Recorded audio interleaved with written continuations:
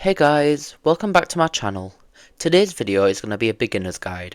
I'm going to go over survivor knowledge and everything to do with that, and killer knowledge and everything to do with that.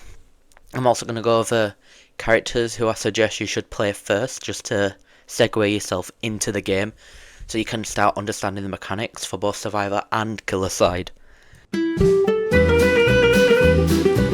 Survivor mainly consists of just looping. Well, not really.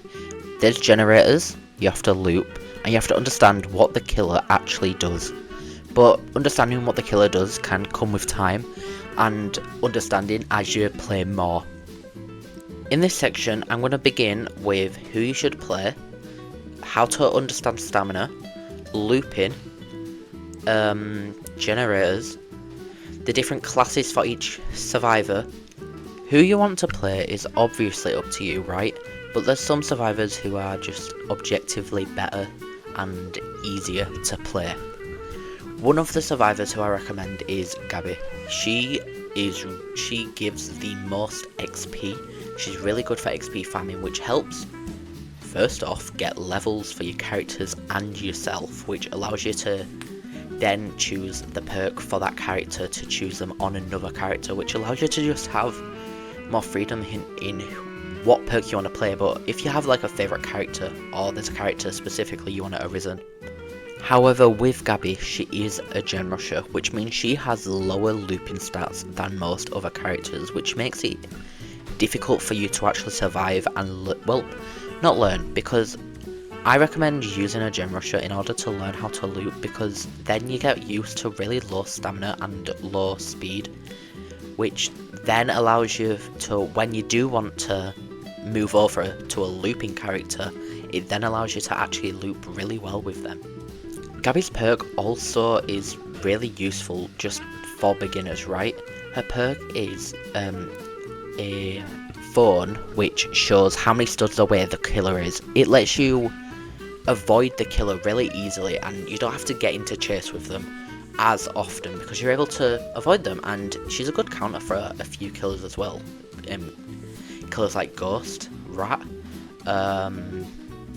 Stalker she's pretty decent with because you know when she's coming. Ryder and Danya, these two highlight the objectives, basically what you're supposed to do. Danya highlights the gens, so it can be she can be used in order for you to actually find gens, know where you need to go next. Ryder, on the other hand, highlights loops, so you know where to go when you're in chase, when you need to find somewhere to loop. Both of them are really good. Both of them are equally, like, Danya isn't all that strong. However, when it comes to being a new player, they're incredibly useful. Just knowing where to go, knowing where to go is incredibly useful when you're a new player, so you can actually help your team. They have their own little quirks as well, like Danya, when the last generator's done, she instantly revives herself and gets the speed boost. That can be niche depending on the team, as in, like, if your team just if you don't make it to endgame, you're not really going to be able to benefit from it. However, Ryder, when he gets the empowered vault, everyone on your team can see the killer, you can see the killer, and you get a speed boost, which is incredibly helpful in chase. Some survivors who are incredibly good as well, but I don't want to go too deep into all of the survivors. These four are just four who I recommend you should use, just to make the game easier, and not easier, just to get yourself into the game. Survivors to avoid, however: Lyndon. Callum can be difficult knowing who to choose. Sanjana can be difficult. Gavin, there's a few who I would recommend you avoiding until you get better at the game and start understanding mechanics and everything. But most of all, look at what your character does before you use them. This goes for killer as well. Look what they do so you understand them at a base level. You don't need to fully understand the kit, which a lot of the kits are very, very simple. Just look at what they do, read it, and you're fine. Stamina is quite self-explanatory. The higher stamina stat you have, the slower it depletes, and the faster it recharges. 9 stamina is really fast, which makes Day an incredibly strong looper, whereas 5 stamina is really slow. I'll show on screen what I mean.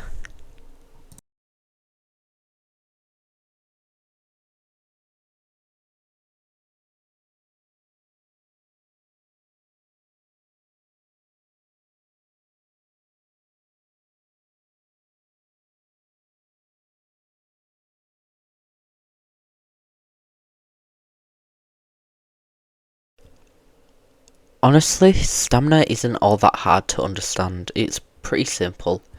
The lower stamina stat you have, the slower the stamina will regain, and the faster it'll be used. There's something called stamina tech, however, that can be difficult to use, and at the same time, it's getting removed in the next update, I hope. So I'm not going to go over that.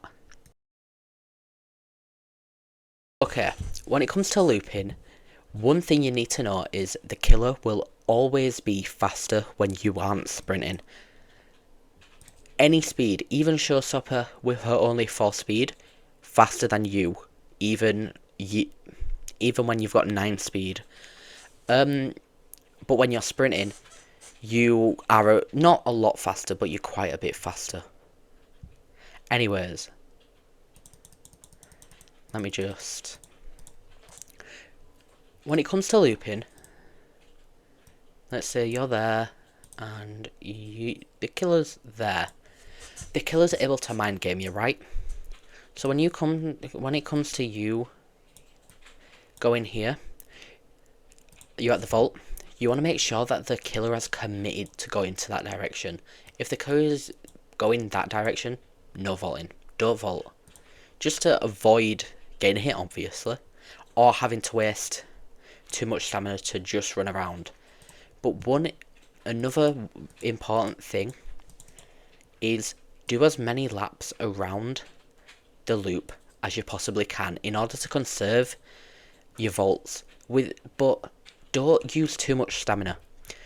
Your main thing, what you want to do when it comes to stamina, is making sure that your stamina bar is around 20%.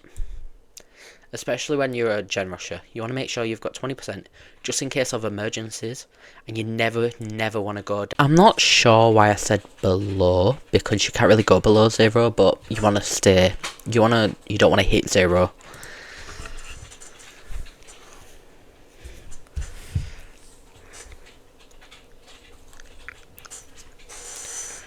Down below 0. You always want to stay above 0, because I'm pretty sure when you're at 0, your stamina regens a lot slower, and it takes longer to start the regen, so that is pretty detrimental. Anyways, say you come in here and you're about to vault here. When it comes to 50-50 loops, this is your second. Before that, only vault 2 times. 2 times you get a lower miss timer on the vault, and then 3 times you get a pretty big, I think it's like 70 seconds or something high like that, and then 2 is only like 40 or something. I'm not sure, I don't remember the numbers, but I do know that 2 times, only vault 2 times on it, unless it's incredibly necessary for you to vault that 3rd time just to regain some stamina. Anyways, so you've gone vaulted here, and it's your third vault. When it comes to a 50-50 loop, instead of going straight to the loop and running around, you want to see if that loop has a little thing like this here, because when it comes to 50-50s, the killer is able to go around this way, and easily mind game you into vaulting over. So you want to be really patient on 50-50s, especially if they don't have something like this. But if they do have a little thing like this, a little box, your main goal should be to go around it to take the vault at a 90-degree angle, because when you do that, there's no room for the killer to mind game you. If they wanna try mind game you, they'll have to go around, and um, you'll already have like an advantage in terms of distance.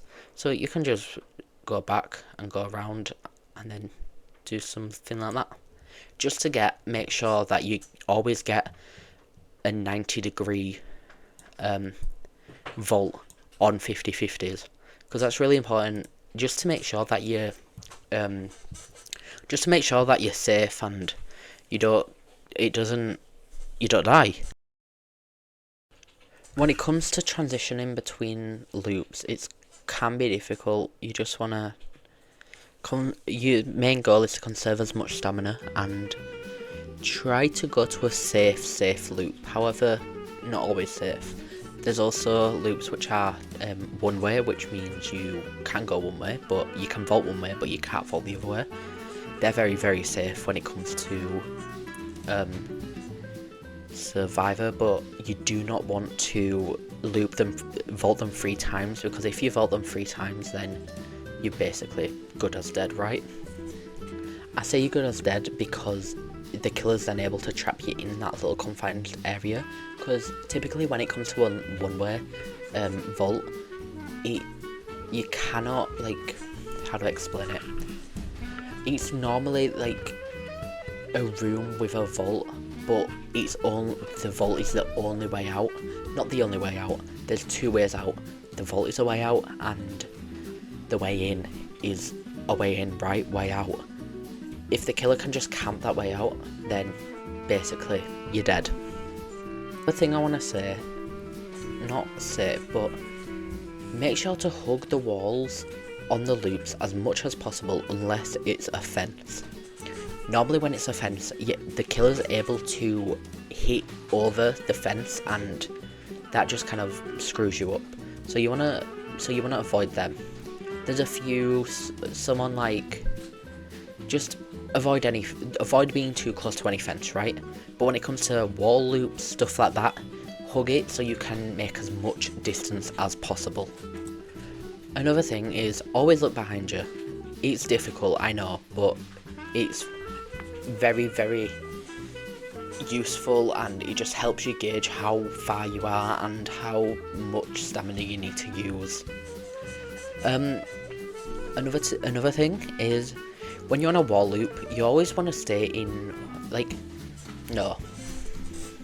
when you're at a wall, the killer is able to mess around with their red light in order to confuse you, so mind game. What you want to do with that is make sure your camera's around the corner so you're able to see where they are. And you also want to follow the direction, not the way it's pointing, more like the way it's moving. The red light is what I mean by it. There's a lot of little things to do with looping which can be very difficult. My main suggestion is watch an actual video dedicated to teaching you how to loop. My main tips are: be very patient, try to conserve your loops, and only loop 2 times. When it comes to generators, they always spawn in the exact same place on the map. They're never randomized. It's always the same place. So you just want to memorize where they are, and it makes it easy for you. Another thing, avoiding gen locks. What you want to do is target the 3 closest gens. Not target the 3 closest gens, more like make sure the 3 gens at the very end of the game are the furthest gens away. For example, Cliff Mark is a really classic example. You'll always find someone saying, don't do dock gen or don't do roof gen. This is because they're the 2 furthest away gens, and it makes it really difficult to gen lock unless you have Void Skulk, but Void Skulk basically ignores every rule. Wastewater treatment has 1 extra gen compared to other maps, which makes it very, very difficult to gen lock on that map. So overall, you're gonna be fine, right? However, you still want to try avoid a gen lock whenever it's possible. You'll also find that when the killer is Android, Watcher, Void Skulk, they'll specifically go for Genlocks. So that's when you kind of know that you wanna break that Genlock. Another thing which helps break Genlocks is being alive. If you've got all your team alive, then it's much easier to break that Genlock. Another thing, each map has different generator speeds. Some maps have slower, or like average, the normal speed, or a lot faster. I'm pretty sure Haverhill has faster. Correct me if I'm wrong. I'm not sure what all the specifics are though. Of course, there's very specific survivors who counter genlocks. Danya can counter genlocks, not very well though. Anise, I'm pretty sure that's how you say her name. She's like very good at countering genlocks, I think. And Crosby, he's more niche, and people kind of don't listen to his perk or care about his perk, so it kind of makes him a bit harder to play than compared to other survivors. This section, well, this tiny section, it's going to be a lot faster than the rest because there's not really much to talk about. There's 4 different categories for survivors, which they're kind of geared towards each role. There's supports who obviously revive, their help, support in chases, different stuff like that. There's gen rushers who are specifically there to do generators, and that's what they're best at. There's loopers who loop, best at looping, and there's stealth who are there to avoid the killer.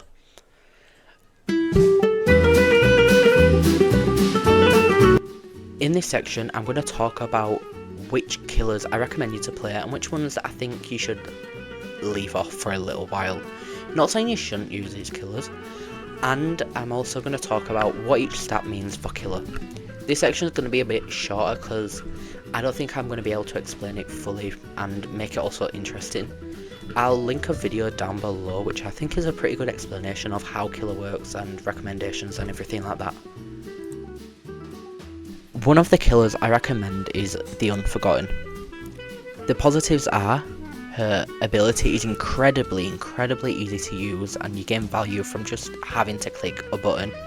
Her passive, also really good, allowing her to have really good map control with a really far TP, which has a lot less skill definition than someone like Ghost, for example, with silent phasing. A negative about her is that she doesn't have as much potential as a lot of other killers. Her skill and her active, it doesn't have, like, you can't do all that much with it. You're very limited. I know I said I'll go through what each stat means in the next. However, I want to just say what her stats are. 6 speed, which is incredibly good, not the best, however still really good. A 6 terror radius, which is also good. The detection is standard, 90 seconds for 5 seconds you see them, it's fine. Attack recovery is 1 second with 1.75 slow. Lunge speed is 2.25 and a duration of 1.5 seconds, which is pretty average. A lot of they have very average stats. It's nothing too special, nothing interesting, just very typical for a killer. Another killer I recommend is Stalker. She's very simple. She has a crouch which turns her into stealth, where her terror radius is gone and her heart rate beat is also gone. Not gone, anyways. It makes it easy for you to catch up to survivors. Well, not catch up, but catch survivors off guard. However, major downside, probably one of the most map-reliant killers in the game. She requires a small map which is dark and has a lot of inside areas. Without that, she's kind of weak. She doesn't have any chase potential. She's kind of slow. She's just not all that good. She doesn't have much utility. Stalker is a 6 speed, average, but a 2 terror radius, which means her terror radius is massive. However, her ability literally removes it, so it's not all that big of a deal. She has a 90-second cooldown for detection and 1.75 slow. Her attack recovery is 1.5, not slow, length is for 5 seconds. Attack recovery is 1.5 seconds and slow is 1.75 ms. Lunge speed is 2 ms and the duration is 1.5 seconds. So, again, average. Then, on the other hand, a few killers who I wouldn't recommend going with straight away because they do require quite a bit of skill and sometimes can be really just weak and difficult to use. One of them is Showstopper. She's been nerfed to make her incredibly difficult and super frustrating to play. Another one, Star Eater. He can be really disorientating, which just makes him kind of difficult, kind of annoying. And then also we have Surgeon, who not necessarily... He's he's a difficult one. When it comes to being in a lobby full of really good survivors, he can be incredibly difficult to play. However, when the survivors aren't all that good, he's super oppressive and his ability can be very good. His early game is just incredibly weak, which makes him really difficult for you to play. And then we come to the final section of this video. Killer stats and what each of them mean. Off speed. Like before, say the yellow part is a vault. I don't think I mentioned that before, but now I have. When it comes to killer, the killer speeds range from 4, 5, 6.5, blah blah blah. All the way from 4 all the way up to 6.5. Say this killer, they've got 4 speed. If they've only got 4 speed, that means it'll take a lot longer for them to go around the loop. If the survivor vaults, it'd take a long time to go around the loop, compared to just simply vaulting over. That would be a lot faster. You'd think vaulting would be slower than going around, but no. But say the killer's 6.5 now. Going around would be more beneficial because of their extra speed.